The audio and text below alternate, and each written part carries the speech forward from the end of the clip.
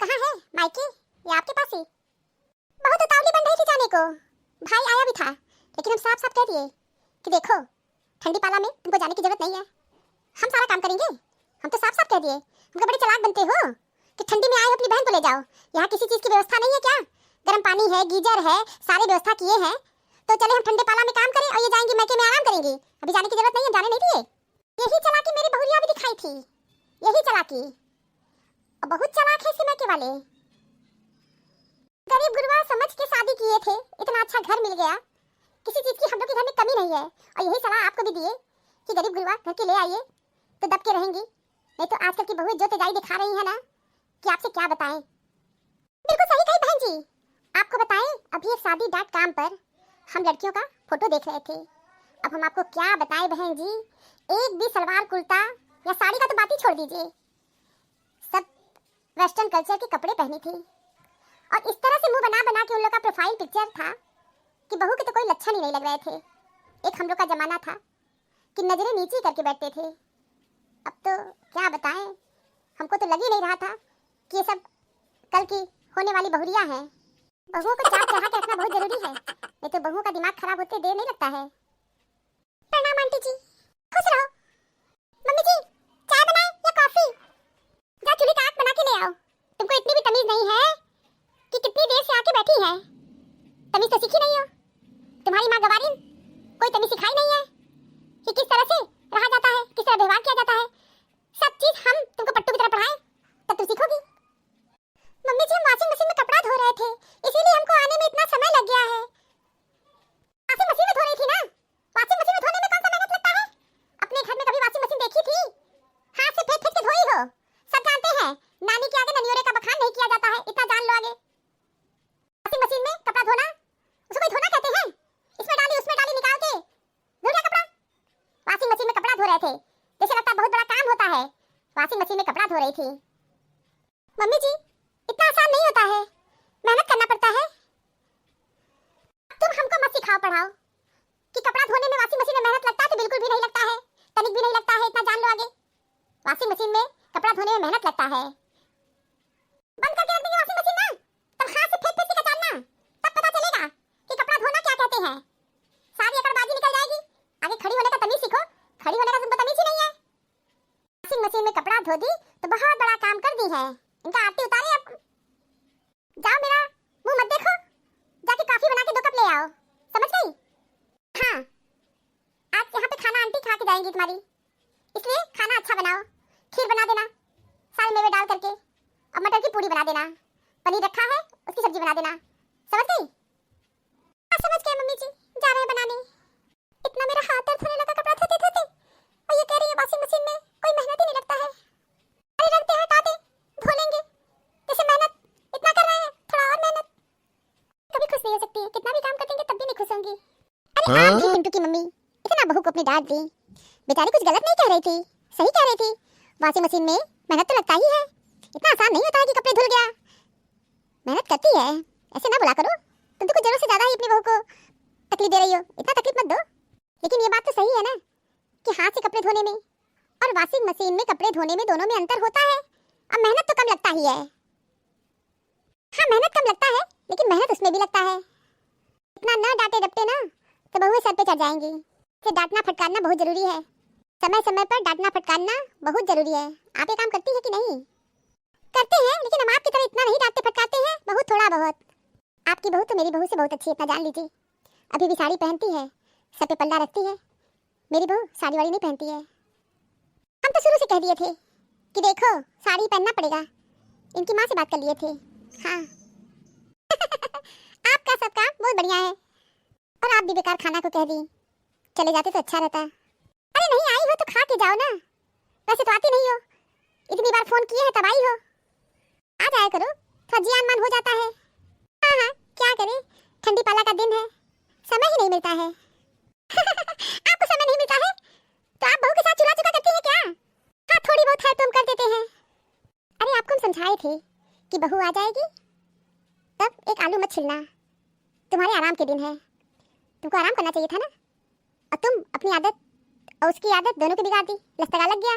और बहुओं को अगर एक बार लश्कर लग जाता है, वो जान जाती हैं कि सास किचन में आएंगी, हेल्प कर देंगी, तो उनके नाम पर काम छोड़ दिया जाता है। इसीलिए हम एक आलू नहीं छिलते हैं, कुछ भी नहीं करते हैं। सास के सारे लक्षण हैं हमारे अंदर। और तुमको भी तो कहे थे कि सास के लक्षण को बरकरार रखना। अब मान लो तुम्हारा घर बिगड़ गया है क्योंकि तुम्हारे अंदर सास के लक्षण ही नहीं है, और सास के लक्षण होना बहुत जरूरी है। अब क्या सास के लक्षण ले आए? मेरे पति है ना, वो हमको सास ही नहीं बनने दिए। मेरे पति चिल्लाने लगते हैं, दूसरे घर की बहू है, जाके हेल्प कर दो किचन में, तुम्हारी बेटी के साथ कोई ऐसा करेगा तो क्या होगा। इसीलिए हमको दुम दबा के किचन में जाना पड़ता है। मन तो नहीं करता है कुछ करने का, लेकिन करना पड़ता है क्योंकि मेरे पति चिल्लाते रहते हैं कि करो, तुम्हारा हाथ पर सही रहेगा, नहीं जंग लग जाएगा। अब क्या करें, पति का 4 बात सुने, इससे अच्छा 4 काम ही कर लेते हैं। अच्छा तो ये बात है, आपके पति पक्का मेहरा है, समझ लो। अच्छा एक बात बता दें, हमको आदमियों का ये लक्षण बिल्कुल नहीं अच्छा लगता है कि किचन में इंटरफेयर मत करो। तुम्हारा काम है बाहर पैसा कमाना, कमा के ले आओ, चूल्हा चौका से तुमसे मतलब नहीं होना चाहिए। शकुंतला जी, आपको एक बात बताएं, हम अपने पति को ये मेहरापंती नहीं करने दिए। एक बार हमारे पति भी घुसना चाह रहे थे, लेकिन हम साफ साफ कह दिए, मर्द हो मर्द की तरह रहो, किचन में तुमको नहीं जाना है। लेकिन हम मर जाएंगे, नहीं रहेंगे तो किचन में जाके चूल्हा चौका करना। एक दिन हमसे कहे कि किचन में तुम भी बहू के साथ हेल्प कर दिया करो, बैठी रहती हो, खा खा के कुंडा की तरह मोटाई हो। कहे हमको, बल्कि बुरा लगा हमको, लेकिन हम भी उनको सुना दिए। हमका पालना झुलाए थे, हमको पालना नहीं झुलाए हो। बहुत काम किए हैं इस घर में। जो मेरे शरीर को निहार रहे हो कि कुंडा जैसे मोटाए हैं ना, तो टेंशन की वजह से मोटा गए। शुरू में इतना जीवन में टेंशन था ना, उस टेंशन की वजह से मोटाए हैं।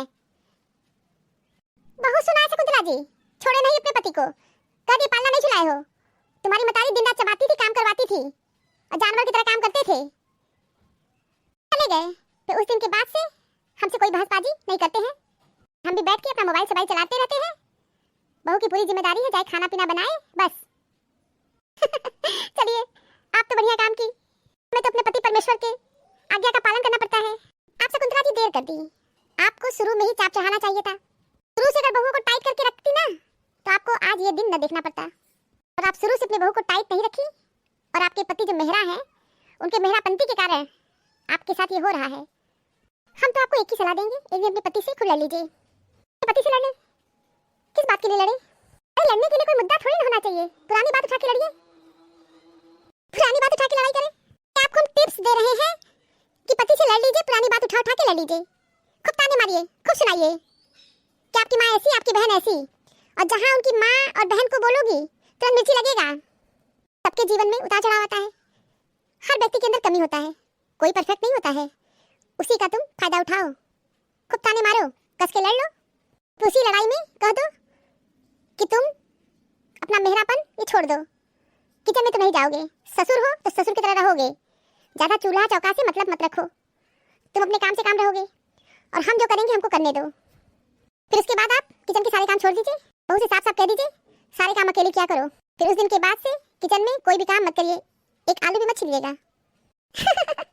ये तो हम कर ही नहीं पाएंगे, आप तो हमको बहुत जटिल काम कह दी। हे भगवान, मेरे पति बहुत अजीब टाइप के हैं, आपके पति बहुत अजीब होते हैं, आप नहीं जानती हो। और आपकी भी बात एक सही है, अब हम शुरू से आदत बिगाड़ लिए हैं, और उसी आदत के साथ हमको रहना पड़ेगा। चलो ठीक है, जब तक हाथ पैर चल रहा है करेंगे काम। मम्मी जी, हाँ बोलो, मेरा कान खुला है। चाय कैसी बनी है? अरे ठीक ही बनी होगी, चाय बनाना कौन सी कलाकारी है, चाय बनाने में कोई मेहनत लगता है क्या? बहू बहुत अच्छी चाय बनाई हो। Thank you aunty ji, welcome. सारे किचन में बहुत काम करना है अभी। अरे जाके देखो दरवाजा कौन चरमर कर रहा है, खोलने बंद करने की तमीज ही नहीं है। बहन जी, हम हैं, दोनों हाथ में सामान था ना, इसीलिए दरवाजे को जोर से धक्का देना पड़ा। अरे आपको तमीज ही नहीं है दरवाजा खोलने की, जोर से धक्का देना पड़ा, दरवाजा तोड़ देती क्या? धीरे से पुश किया जाता है, समझ गई? कोई तमीज ही नहीं है आपको। हाँ बहन जी, सही कही आप, आपका कहाँ घर और कहाँ मेरा घर। अरे मम्मी, तुम फोन में नहीं की थी? हाँ, मैं तुमको सरप्राइज देना चाह रही थी, इसीलिए अचानक आ गई। देखो तुम्हारे लिए क्या लाई हो, गिफ्ट लाई हो। दांत चिढ़ा रही है मम्मी, क्या है, क्या लाई हो मेरे लिए?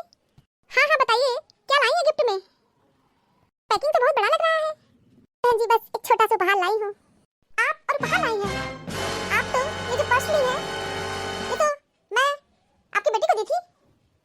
अच्छा, तो ये पर्स तुम अपनी मम्मी को दे दी? अरे नहीं बहन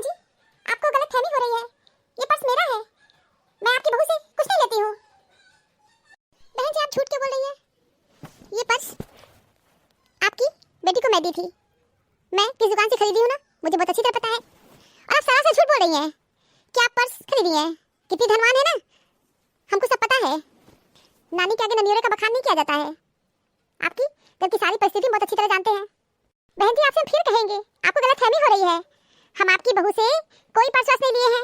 ये पर्स मेरा है, मैं खुद खरीदी हूँ। अच्छा, तो तुम घर का माल उठा करके अपने मायके सप्लाई कर रही हो? मम्मी जी, मेरी मम्मी बिल्कुल सही कह रही हैं। हम उनको कोई पर्स नहीं दिए हैं, ये पर्स उन्हीं का है। ज्यादा मत बोलो, चुरा चुरा करके सारा सामान मायके पहुंचा रही हो। अभी तो तलाशी लेंगे ना तुम्हारे कमरे का कि क्या क्या सामान तुमने मायके पहुंचाई हो। तभी तुम्हारी माँ दांत निपोड़ते हुए यहाँ चली आई, गिफ्ट लाए हैं। लेकिन शर्म नहीं लगा कि लड़की का पर्स लेके खड़ी है? मम्मी जी, आप बार बार झूठ बोल रही हो। अच्छा, तो तुमको सिखाओगी कि हम झूठ बोल रहे हैं? जी, हम सच कह रहे हैं, हम झूठ क्यों बोलेंगे? आपकी बहू हमको कोई पर्स नहीं दी है, ये पर्स हम अपने पैसे से खरीदे हैं। मेरा विश्वास करिए बहन जी, गरीब घर के जरूर हैं, लेकिन मेरे ऊपर और मेरी बेटी के ऊपर चोरी का इल्जाम मत लगाइए। बहन जी, हर चोरी करने वाला यही बोलता है। हमको ये बुरा नहीं लगा कि ये पर्स आपको क्यों दे दी, हमको बता के दी होती, हम आपको एक दो पर्स और दे देते। हम तो अच्छी तरह जानते हैं आपके घर की हैसियत। बहन जी, आप कुछ नहीं जानती हैं। मेरे घर की हैसियत इतनी भी खराब नहीं है कि आपके घर का सामान हम ले जाएं और अपने घर की शोभा बढ़ाएं। बहुत ज्यादा इमोशनल ड्रामा करने की जरूरत नहीं है। मम्मी जी, अब हम बहुत सुन लिए, अब हम आपका एक शब्द भी बर्दाश्त नहीं करेंगे। आप मेरी मम्मी के ऊपर बहुत ही घिनौना आरोप लगा रही हैं। मेरी मम्मी बार बार आपको सफाई दे रही हैं, लेकिन आप बार बार उनके ऊपर चोरी का इल्जाम लगा रही हैं। और जिस पर्स की बात कर रही है ना, वो पर्स है मेरे पास, कहिए तो आपको लाके दिखा देते हैं। हाँ हाँ, खड़ी क्यों हो, जाओ पर्स लाके दिखाओ। ठीक है, आपको पर्स लाके दिखा देंगे। पर्स दिखाने के बाद आप क्या करेंगी? आप मेरी माँ से माफी मांगेंगी? तुम्हारी माँ से माफी? तुम्हारी माँ से माफी मांगे मेरे पैर की जूती। और बहुत ज्यादा फिल्मी डायलॉग बोलने की जरूरत नहीं है। और खड़ी मत रहो, जाओ पर्स लाके दिखाओ हमको। ठीक है मम्मी जी, जा रहे हैं, पर्स लाके आपको दिखा रहे हैं। बहन जी, हम सच कह रहे हैं, ये पर्स मेरा है। चुप भी रहिए, चोरी करके बिटिया आपको पर्स दे दी, अब आप उसे अपना कह रही हैं। मम्मी जी, यही पर्स आप मुझे दी थी ना, देख लीजिए आप, दोनों पर्स एक ही जैसा है, सेम टू सेम, कलर भी सेम। इसका मतलब ये नहीं था कि मम्मी जो बैग ली है वो मेरा लिए है। आप जो मुझे बैग दी थी वो ये है। हाँ, आपकी बहू तो बिल्कुल ठीक कह रही है, पर्स तो दोनों एक ही जैसा है। मम्मी जी, अभी तो आप गरज रही थी, अब क्यों नहीं बोल रही हैं? बताइए। हाँ, क्या बताएं? ठीक है, दोनों बैग एक जैसा है, तो अब लग रहा है कि तुम चोरी करके नहीं दी हो, लेकिन और सामान तुमको देखना ही पड़ेगा ना। और सामान कहीं तुम उठा करके अपनी माँ को अपने मायके पहुँचवा न दियो। मम्मी जी, हम अपने मायके कोई भी सामान नहीं पहुँचाते हैं। पल्लवी, मैं यहाँ आके बहुत गलती कर दी, मुझे यहाँ नहीं आना चाहिए था। और मैं बहुत दुखी हूँ ये सोच करके कि तुम्हारी सास मेरे बारे में बहुत गलत सोचती है। ठीक है बहन जी, बहुत क्रिया चरित्र मत दिखाइए। ये गंगा जमुना क्यों बहा रही हैं आप? बंद करिए ये नीर अपना ड्रामा कर रही हैं। बहन जी, ड्रामा नहीं कर रहे हैं, मुझे बहुत दुख है कि मैं अपनी बेटी की शादी इस घर में कर दी। आप पैसे से अमीर जरूर हैं, लेकिन दिल की बहुत गरीब। मैं ये सोच रही हूँ कि मेरी बेटी यहाँ कैसे रहती होगी, ये खुश भी है या नहीं। मम्मी प्लीज तुम मत रो, अपने आंसू व्यर्थ मत करो। मम्मी, तुम मुझे जो संस्कार दी हो मैं वही करती हूँ। मैं पहले भी झूठ नहीं बोलती थी, मैं अब भी झूठ नहीं बोलती हूँ। हाँ, हमेशा सच के साथ रहना। ठीक है, हम जा रहे हैं, ये गिफ्ट तुम ले लेना, अब हम यहाँ कभी नहीं आएंगे। अरे हम बुलाए तो थे नहीं आपको, सिर उठाए आप ही चली आई यहाँ पर। ठीक है, हम जा रहे हैं, कभी नहीं आएंगे, कभी नहीं आएंगे यहाँ पर। क्रिया चरित्र दिखा रही हैं गंगा जमुना बहा के। बहन जी, आपको इस तरह नहीं बोलना चाहिए किसी को, और घर आए हुए मेहमान का तो स्वागत करना चाहिए। अब भी इस छोटी सी बात को कितना बढ़ा दी, और आप जो आरोप लगाई वो तो एकदम झूठ ही निकला ना। अरे झूठ निकले या सच निकले, लेकिन सच तो ये है कि गरीब घर की तो है ही, अभाव है घर में। जी, मेरे घर में किसी चीज का अभाव नहीं है, समझ गई? उनके घर में बेटियां होती है ना, उनके सारे पैसे खर्च तो लड़कियों की शादी करने दान दहेज में चला जाता है। और आप क्या जानोगी, आपको तो कोई बेटी ही नहीं है। अगर आपको भी 2-3 बेटियां होती तो आप भी पैसे खर्च करती, दान दहेज देती, तो आपके भी घर में आज जो कुछ है कुछ भी ना रहता। इसलिए प्लीज मम्मी जी, आज के बाद बिना सोचे समझे आरोप मत लगाइएगा। अच्छा जाओ यहाँ से, बहुत ज्यादा ड्रामा तुमको भी करने की जरूरत नहीं है। मम्मी हमारी दुखी होके चली गई है। अब देखिए, जैसे माँ क्रिया चरित्र दिखा रही है, अब बिटिया क्रिया चरित्र दिखा रही है। सुनो, रोना है ना तो जाके अपने कमरे में रो, समझ गई? अरे बहन जी ऐसा मत बोलिए, आपकी बातों से तो मुझे भी बहुत तकलीफ हो रही है। ये सच है, आप अपनी समधन का बहुत अपमान किए हैं। आपको उनके साथ ऐसा व्यवहार नहीं करना चाहिए था। आप माफी मांग लीजिए उनसे। अरे मैं माफी मांगने नहीं चाहूंगी। हाँ ठीक है बहन जी, अब हम जा रहे हैं। अरे खाना खा के जाइएगा, बहू आपके लिए खाना बना रही है। नहीं बहन जी माफ करिएगा, अब मेरा खाना वाना खाने का मन नहीं है। यहाँ जो कुछ भी हुआ है ना, हमको बिल्कुल भी नहीं अच्छा लगा है। आप बहुत गलत की हैं। आपकी बहू बहुत अच्छी है, उसकी माँ वो भी बहुत अच्छी है, लेकिन आप जो की है ना वो एकदम गलत है। छापने के लिए जिगर चाहिए जनाब, दूसरों में बुराई बताने में तो हर शख्स माहिर होता है। Thank you for watching this video. Video अच्छी लगी हो तो लाइक और शेयर करना ना भूलें। चैनल को सब्सक्राइब नहीं किया है तो फटाफट सब्सक्राइब कीजिए। मिलते हैं अगले वीडियो में एक नई स्टोरी के साथ। तब तक आप लोग अपना बहुत ख्याल रखिएगा। हमेशा हंसते मुस्कुराते रहिए। आप सभी को बहुत बहुत धन्यवाद, बहुत बहुत धन्यवाद। तो प्लीज मेरे चैनल को सब्सक्राइब कीजिए। Thank you.